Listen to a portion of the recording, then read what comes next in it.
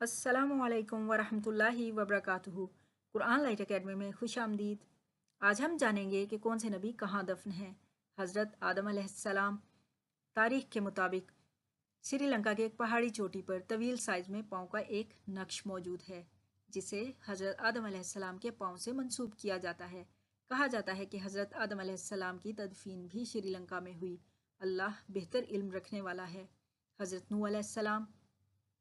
حضرت نوح علیہ السلام اردن یعنی جارڈن میں دفن ہوئے۔ 5 مختلف جگہوں کے لیے یہ دعویٰ کیا جاتا ہے کہ حضرت نوح علیہ السلام کی قبر مبارک یہاں ہے۔ اللہ بہتر علم رکھنے والا ہے۔ حضرت ہود علیہ السلام جن کے نام سے قرآن پاک میں سورہ مبارکہ بھی موجود ہے، یمن میں دفن ہوئے۔ حضرت لوط علیہ السلام فلسطین میں دفن ہیں۔ ان کے لیے بھی مختلف جگہوں کا دعویٰ کیا جاتا ہے۔ اللہ پاک خوب علم رکھنے والا ہے۔ حضرت صالح علیہ السلام عمان میں دفن ہیں۔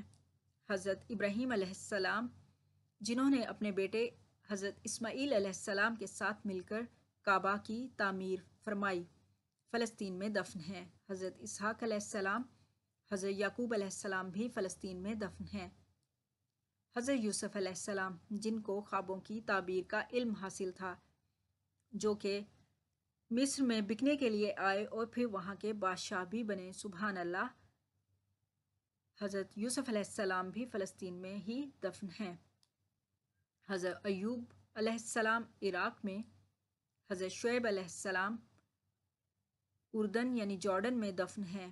حضرت اسماعیل علیہ السلام، حضرت اسماعیل علیہ السلام سعودی عربیہ میں، اور حضرت محمد صلی اللہ علیہ وآلہ وسلم بھی سعودی عربیہ میں دفن ہیں۔